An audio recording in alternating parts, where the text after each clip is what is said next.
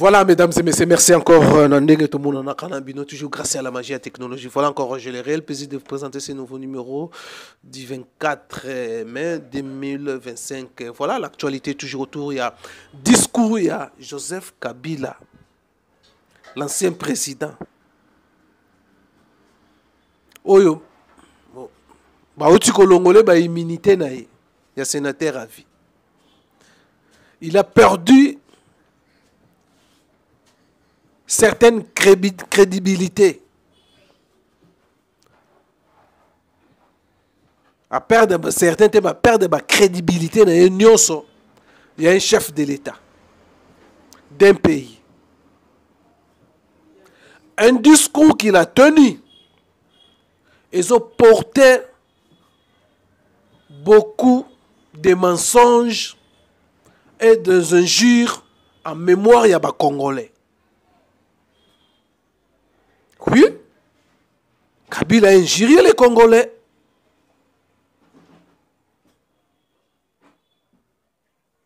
Kabila peut accompagner les Congolais dans l'opinion internationale.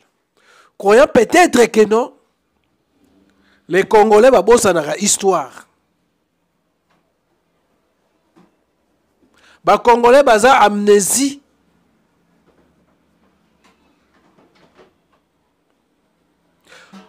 Donc, essayez d'énumérer quelques points.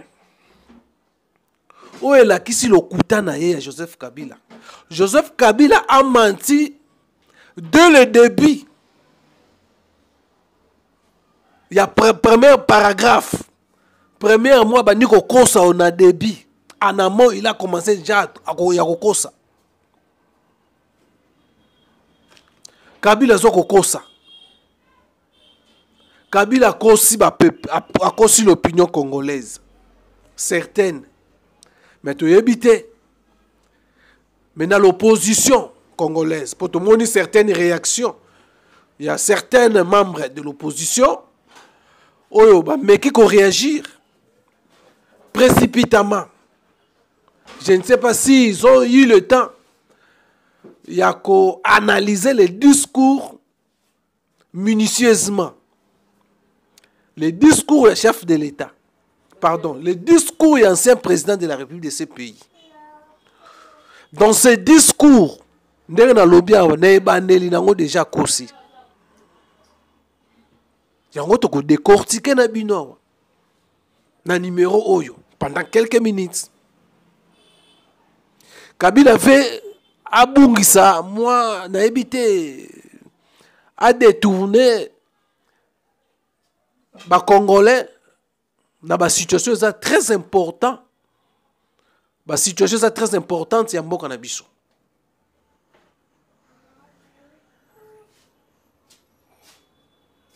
Voilà, mesdames et messieurs, le grand sujet de Kosolo Yangoyo. Tokomeka Kosolo pendant quelques minutes. Une trentaine, vingtaine de minutes, trentaine. Tokomeka Kosolo Yango rapidement. Alors, mesdames et messieurs, bon, on a déjà partagé tout l'accès le coup de Joseph Kabila. Ah, tu y étais pour épargner Félix Tshisekedi dans la gestion. Mais tu y étais tout là qui ça, dans l'opinion. Même dans certaines personnes, peut-être, basé en un discours moko, Kabila Zalak un peu, ce qui pacifique, Kabila. Il y a la vérité. Il y a le côté à Kabila. Oh, les même. Bateau va soutenir Kaye, parce qu'on a des difficultés. À moins que Bazala Kaka, qui m'aime Mabé.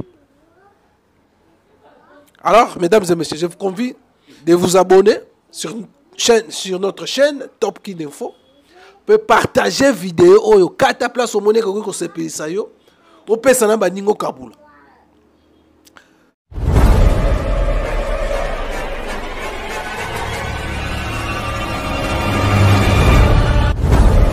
Mesdames et messieurs, to songi na point na biso alelo to kolobela. Tobi to komeka kolakisa lokuta ya Joseph Kabila. Pe lokuta ya Joseph Kabila na maloba na ye alobi. Pe ça, il y a compatir avec les Congolais. Plus de 10 Congolais va koufi na S.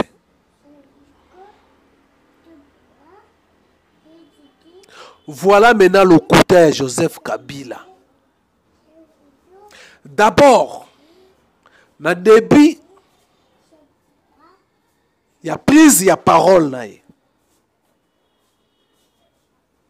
La première ligne ou premier paragraphe ou introduction,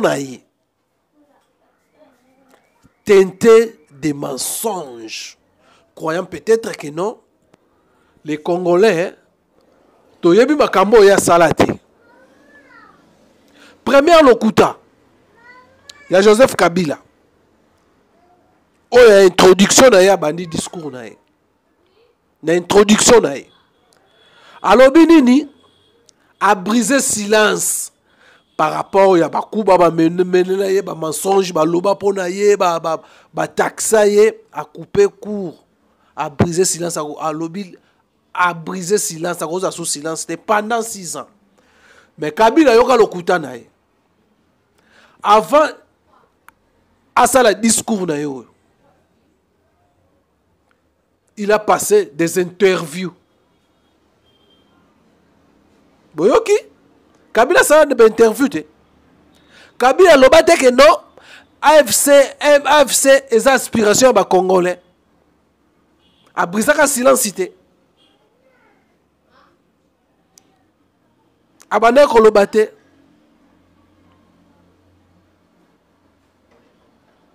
Dans ce cas exemple voilà le côté bandi.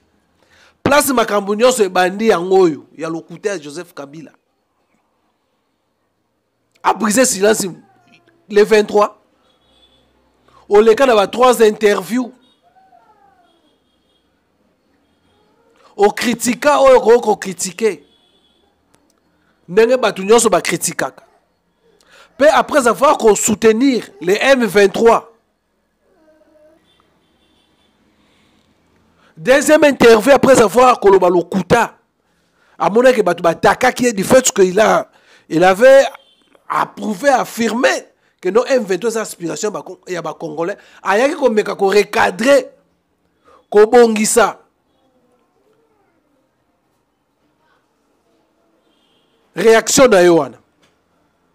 Et ça qui est déjà raté. Alors voilà aujourd'hui le premier lokuta ne bandika na ba texte na introduction pamba. La main à un nouveau chef d'État. Depuis lors, je m'étais imposé un strict devoir de réserve, y compris quand j'ai fait l'objet, directement ou par mes proches interposés, de provocation, de déni de droit, d'humiliation, d'imputations dommageables et d'autres multiples atteintes à ma dignité. D'abord, parce que je suis convaincu que le temps est le meilleur allié de la vérité, un antidote lent mais puissant contre le venin du mensonge et de la délation. Mais aussi et surtout, parce qu'agir autrement aurait fait le jeu de ceux qui, par cette campagne odieuse, cherchaient à détourner l'attention de notre peuple de leur incapacité, aujourd'hui avérée, à répondre à ses attentes et aspirations. J'ai enfin décidé de briser ce long silence, de sortir de ma réserve et de m'adresser à vous parce que l'enjeu est de taille. Il est même existentiel. Non pas pour ma famille politique ou biologique, moins encore pour ma modeste personne, mais plutôt pour la nation congolaise et pour l'avenir de notre cher et beau pays. J'ai décidé de briser le silence parce qu'au vu de la situation que traverse notre pays, continuer à me taire m'aurait rendu poursuivable devant le tribunal de l'histoire pour non-assistance à plus de 100 millions de compatriotes en danger. Je saisis cette opportunité pour partager avec vous mes réflexions et participer ainsi à la recherche de la solution à la crise que traverse notre pays, la République démocratique du Congo, terre de nos ancêtres, car il est gravement malade et son pronostic vital engagé. Mieux que quiconque, vous en êtes conscient, car vous en faites quotidiennement les frais dans votre chair et vous en payez le prix. Dans le c'est que dans le développement, c'est une conclusion, le kuta na le kuta. Alors, prenons maintenant.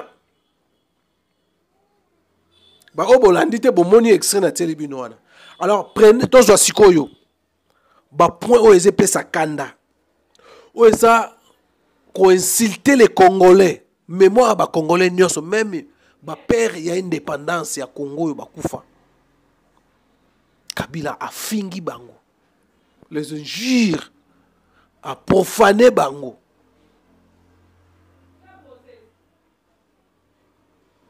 Na makambo Kabila lobby. Makambo Kabila lobby avant de solo la makambo susu. Exposé ya texte na yoana.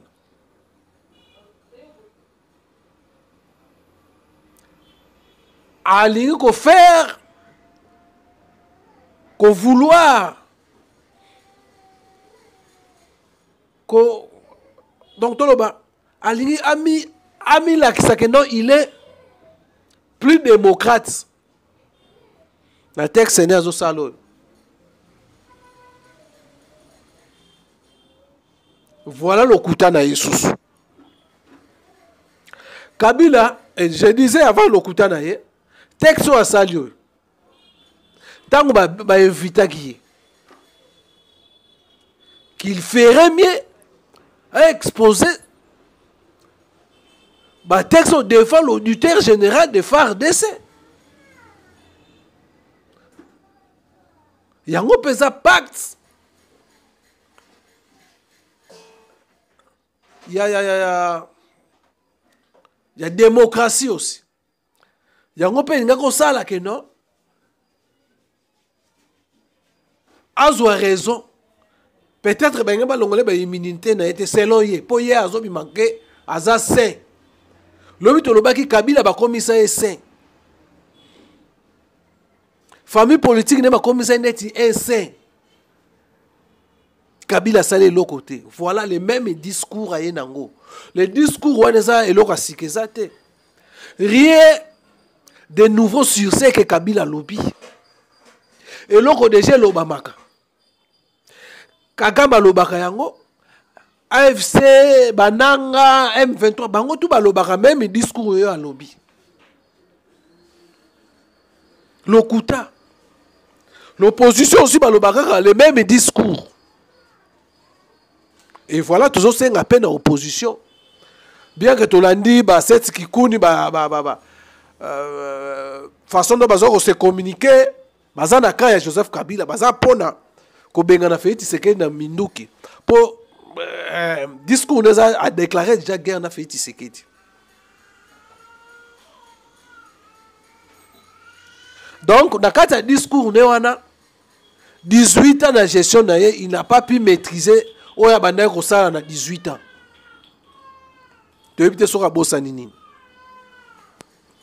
Maintenant, c'est l'opposition.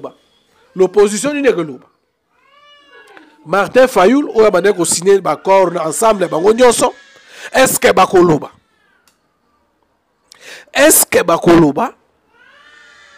C'est maintenant qu'il faut avoir position par rapport à la position. Il y a Joseph Kabila. Oh, bango nyos ba komisa ke netise. Maintenant discours Joseph Kabila sali. Même moi la mukalo bike non a déclaré guerre contre le régime en place. alingi makile tanga alingi ozo pouvoir par la force ou la constitution pekisa mama la constitution ko pekisa makambwana. Voilà le kuta na ye ya Joseph Kabila. Joseph Kabila alobi aza démocrate.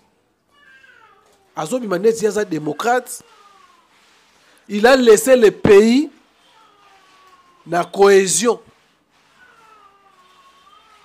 Le kuta cohésion ni nyotiki mboko yo. Kabila lobi makambo etali tribalisme. Mais on a parmi bato bayana bayeba dokoti sa tribalisme makasi. Bino ne pouvoir na bino depuis boyana mboko yo. Na ba bots bolibo imposer la langue swahili. Eza la langue yo eloba maka même na administration publique ya mboka. Elongwa lingala na armée. Bon imposer comme langue ya armée comme maka déjà. Faut le swahili. Et yango na teza tribalisme. Boyaki na. Mais Joseph Kabila il a parlé sur l'or moro n'a pas si sur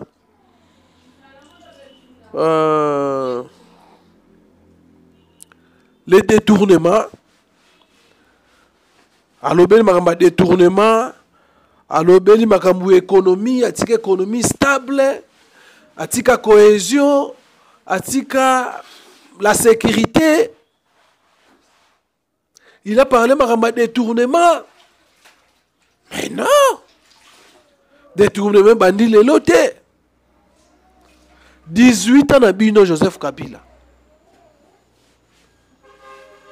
Yo kasi to bosse makamba détournement. To bosse makamba détournement. Il y a un rapport. Il y a Congo Hold Up. Oh, il y a un rapport. Il y a une centaine de milliards de dollars détournés par Joseph Kabila. Il y a un exemplaire. Il y a détournement. Pendant que 18 ans, il y a détournement. Oh, il y a Iba. Au Bossani Yango. Congo Hold Up. Ba révélation ça là. 18 ans de pouvoir na yo. Plus de centaines milliards de dollars au détournant. Et ça détourné. Voilà le Kuta. Et le Kuta, pour se dédouaner, au Lukanani, aux Ananani, d'abord, on a toute la population qui a adressé na Congo. On va croire na yo. On parlait sur le crime et salami na mboka. On parlait sur l'insécurité. On bossani o yo sala na mboko.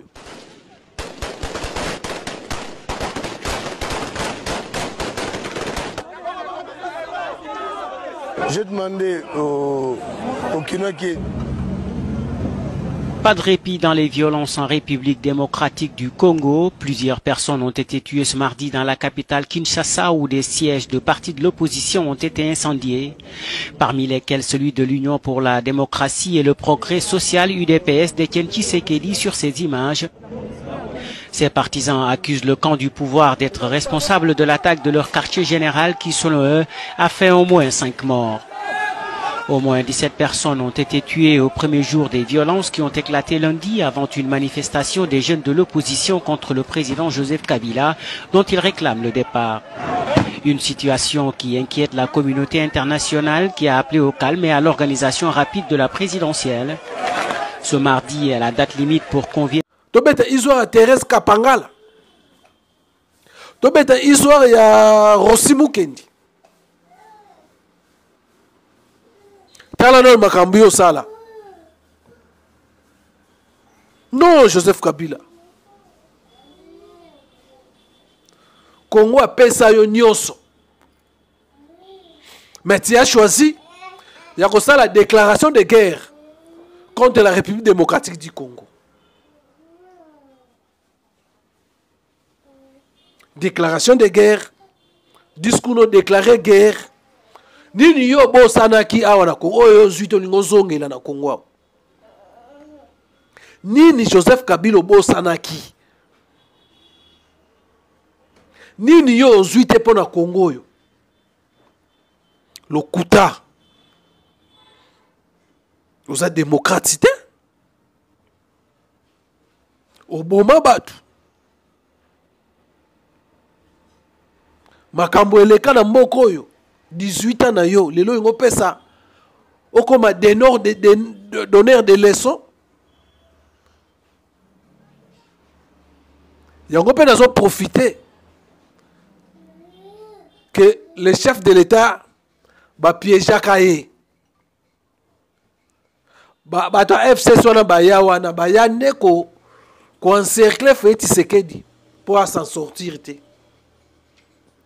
Baya ki ba espion.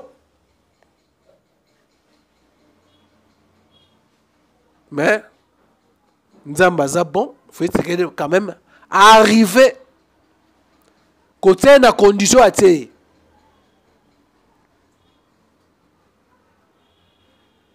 Bolandi tunda yaka senda. Oh yeme baki yeme azali bamba yoke la ga yeme. Lelo komi Tshisekediste. Na pesi mbote mwana mboka Celestin tunda yaka senda. Mbote mama journaliste. Lelo tomoni okatisi na ino sacré et pas Félix Tshisekedi béton ndenge boza ko bengaye. Qu'est-ce qui s'est passé pour que Otika Joseph Kabila yeme okatisa et pas Félix Tshisekedi? Nakanisi total bilongi ya batute. Omoni justement eloko oyo esalaka que biso ba politicien ya Congo tozalaka na idéal ya makasite po tokangaka bilongi ya bato ekomi lokola ba photo pour na biso et totiki idéal ya mboka. Nakanisi o eza important ezali intérêt ya mboka. Biso ba congolais nyonso tozala ensemble, tozala solidaire po na kotombola mboka na biso et puis na ko protéger mboka na biso contre banguna. Je crois que c'est ça qui est plus important. Totika politique ya ba cliché. Otiki mutu songolo Otsali boye, Hollandi, non, ce n'est pas ça qui est important. En tout cas, pour la situation n'angaï, il faut, peuple congolais, yeba que ce que j'ai dans mon cœur, ezali Congo. Nazana ba cliché abatute. Ce qui est important, il faut tozala na mutu na biso, et loko nini oyo, ekoki ko sala to protéger ba intérêt à Congo. Okoko protéger ba intérêt à Congo tout en étant na PPRDT, il fallait ka otika. Muto yaza numéro 1 ya mboka.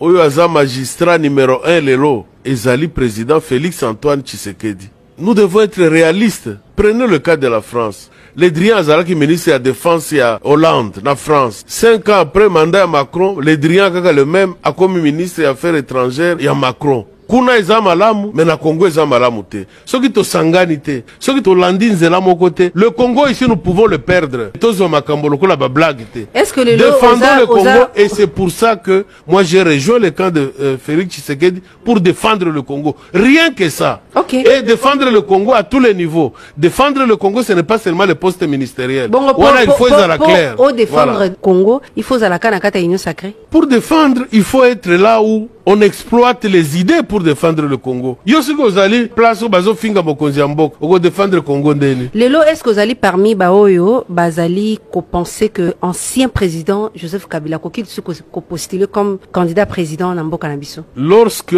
tango kokoka batunangai sur le plan juridique na ko répondre sur le plan juridique. Bon, sur le plan juridique. Et puis oyo na uti koloba wana c'est une partie de la réponse. Mais pour le moment je vois que nous devons aider Kabila. Toko aider ndengenini. Totikaye apema. Aza président honoraire. Apema asi asali tango na ici eleki. Siko le président de la République c'est Félix. Faut faire beaucoup d'attention. Même l'IDPS vous en a distraction au sakanate. Muta uti na PPRD, batu baboma même ba combattre IDPS boko tse bona kata IDPS. Boko tse bona IDPS boko mo benda bona ba manifestation na bino, boko misa bango ba saint, bo lava bango so bo lava bango na savon nini pour ba koma ba saint. Voilà comment ba komi ko futa bino. Voilà. Kabila za lokuta.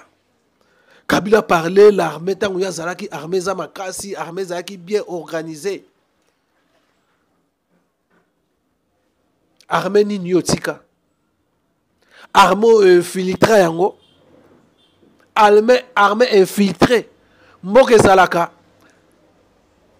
protégé par Rwanda oyo lo botika pe pende au brada souveraineté ya Congo na Rwanda pour Rwanda nda contrôle ka biso Rwanda nde sécurité ya Congo ezaka na Rwanda nde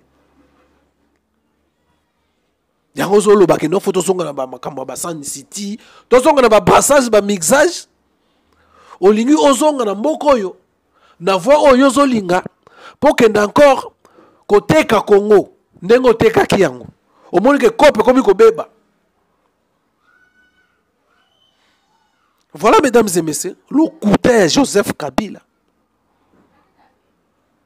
Joseph Kabila a sali discours sans même un mot dans les Congolais, les victimes de la République démocratique du Congo. Voilà, Yémoronde a s'affirmer qu'il est le patron de l'AFC M23. Comme l'avait dit le président de la République, Félix Tshisekedi. C'est un discours où il y a qu'on s'affirmer qu'on soit position maintenant il va mener la guerre na est ngabi ayaki guerre te ba conseiller la guerre makamazaka ba rimer ba montele ba coup mais azoya dans quelques jours Goma oya osala nini tsoza démocrate ya solo parti est occupé par les rebelles ozoya kuna donc la conclusion donc Kabila zande patron ya M23 aye a récupérer loko na ye comme bato ba menace ke pas Paul Kagame que yemoka zo makambo mais et voilà pour tromper ba Congolais oyo ko sala discours moko comme makeyo zaki démocrate tu as laissé mboka en paix mboka comme déchiré mboka unité zate armée za mobulu mutaza na mutu ya mboka zo ko ça yem dans la base il y a des ordres au niveau ya armée. Donc, Kabila, je ne sais pas.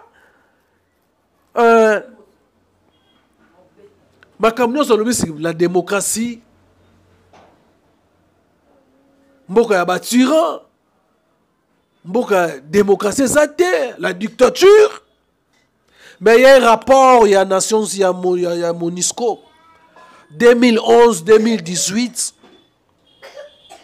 Oh, ça révélé ka. Babi, démocratie ça na mboko yo, la tyrannie na régime na yo. Voilà ba salité nyonso. Oli o se laver. Na ebite soki oza congolais ya solo. Te oza congolais te po ya certain yebi comment Kabila ozwa nationalité na yo. Awa, ndeni ba pesa, ndeni ba toto ya Katanga, bomoni mutu. Oyo bo soutenaka. Mutu bo pesa nationalité. O eza prouvé. Bon on a ma vidéo yo. Il y a batouazo sur la nationalité Joseph Kabila. Aujourd'hui, le chef d'État congolais, Joseph Kabila, de son vrai nom Hippolyte Kanambe, est un Tutsi rwandais. Il a mis les pieds pour la première fois à Kinshasa le 17 mai 1997. Et quand il est arrivé, c'était comme exactement un immigré clandestin. C'est un immigré clandestin. Il est venu à Kinshasa sans passeport, sans visa, dans les bagages de l'AFDL. Et quand il est arrivé, il ne parlait pas le lingala, il ne parlait pas le français, il ne parlait pas le chiluba, et il s'exprimait en swahili, mais le swahili de Tanzanie, où il a vécu, où il est né apparemment. Donc, et ce monsieur, donc, imaginez-vous que un immigré clandestin, un sans-papier, débarque dans un pays, et 3 ans et demi plus tard, il devient chef d'État. C'est une situation unique depuis que la planète Terre existe, peut-être même dans le système solaire. Donc, un immigré clandestin qui devient chef d'État 3 ans et demi après son arrivée. Bateau Baza a raison. Bateau Baza a raison. Comment Kabila Koloba Makambo yo lobi discours yo sali? Obo sani makamno sur yo sala. Rapport ya MONUSCO de 2011 à 2018. Oyo lobi tu peux makambo ya démocratie zate. Il y a dictature. C'est le même discours, il y a opposition, il y a classe politique, il y a ontologie et l'autre il y a nouveau exaté. Quand vous parlez sur l'économie, il y a une économie stable. salaire, il y a policier, il y a militaire, il y a fonctionnaire, ça qui combien?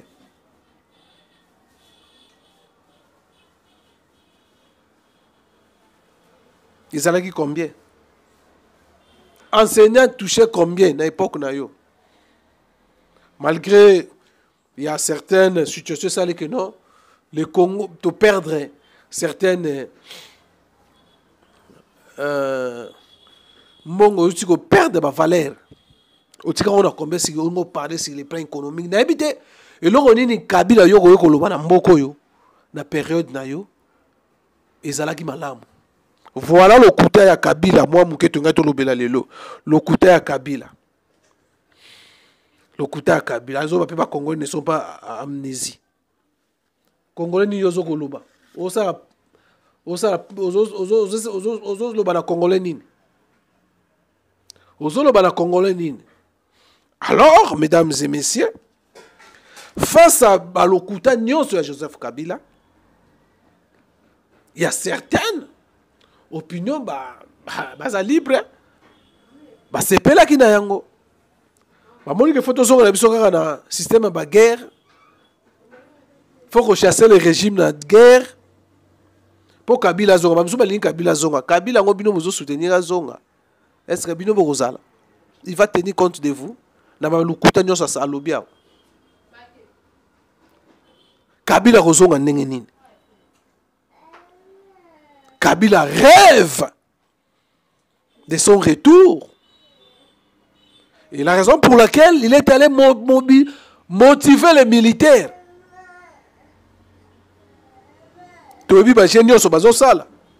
Maintenant, le régime doit être attentif, il faut veiller makasi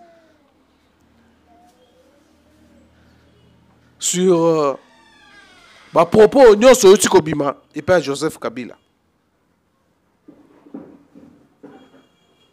Voilà. Moto Congo et PC nyonso. Congo et sali le loi sal aza ndenga sali. Ba milliards de dollars à suivre, voilà l'ingosa la coup d'état. À l'ingosa la coup d'état contre le régime à place par rapport à oyo ya uti ko tenir ba propos yo tolobi ba propos yo eza nango ya sikeza te lokuta na lokuta eza lokola mutazo luka si la libandi na mutu aza libandi. Voilà Kabila 45 minutes naye, rien de spécial, rien de nouveau. Il y a Pamba. Discours qui reflète rien de nouveau. Et ça va auto yokaka. Auto lobaka. Maintenant c'est l'opposition. L'opposition, moi j'ai fait allusion, je vois Martin Fayulu doit aussi se prononcer. Si vous êtes d'accord, vous rejoindre na Goma. C'est aussi pour Martin Fayulu. Place à Kozongisa, l'opinion sur lui et pas na yango a profité.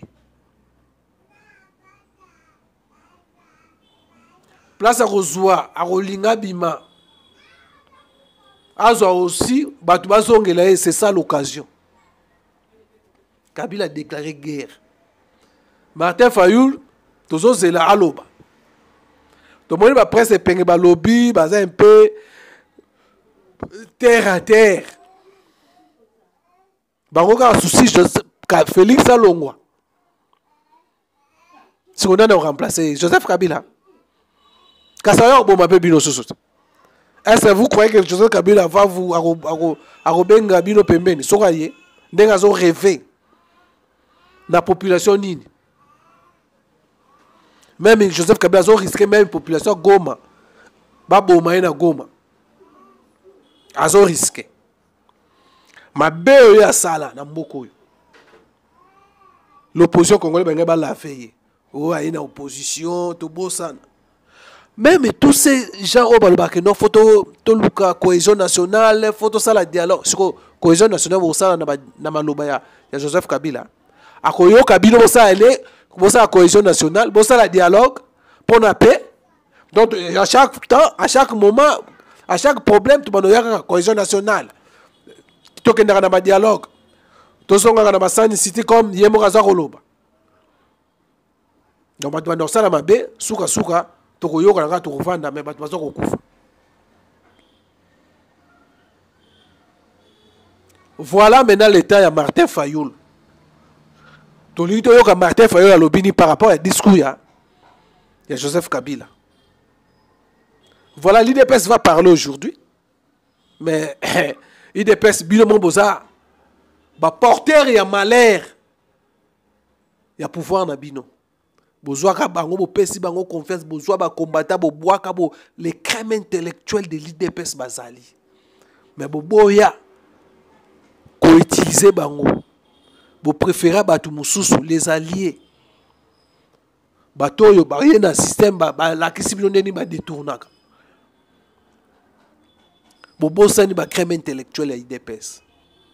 Les gens qui ont travaillé avec fesses délimitées. Bobo sana bango botsa bo pesa ba mu Congo mais ba buzobo tozo mona te batu musu bo logoti bona ba diaspora ba ye ba lakisi ba zo sacralise donc ba silisi ngo valeur misu ba obeta masolo mitakala o to ko exposer chef de l'état quelle honte na pays nini makambo esala makaka na Congo buzoba ya ba congolais na diaspora ba ye na ngoti na kati ya pouvoir.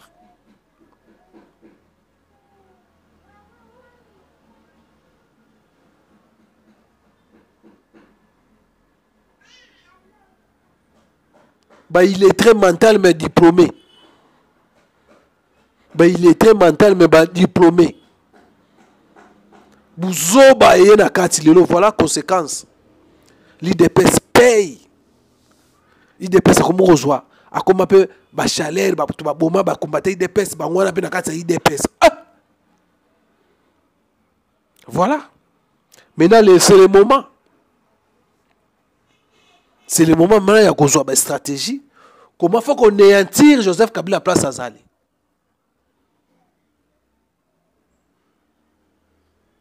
Il faut qu'on néantir. Alors Martin Fayoul, tous les Congolais c'est le bini par rapport au discours de Joseph Kabila. On rejoint Joseph Kabila.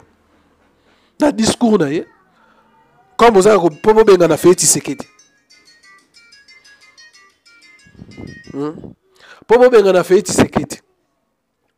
Pour rejoindre, pour pouvoir la pose à fait que soit dialogue, cohésion nationale avec position Joseph Kabila Zui. To ligne aussi Toyoka, Vital Kamerhe dans l'Assemblée nationale a placé moi par rapport à la position Joseph Kabila Zui. Ça Malukonde aussi. Ba ministre aussi bon loba.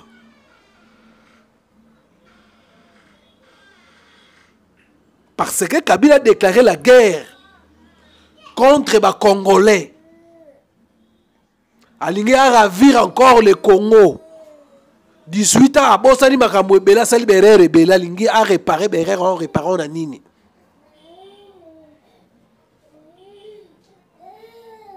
Bolobi nini, ba corps nyonso ya mboka. Ya ben institution mboka. Faut boloba. Voilà mesdames et messieurs. Nous allons continuer à commenter discours il chef il ancien chef de l'État Mouto Bakatangue en complicité avec Jean-Michel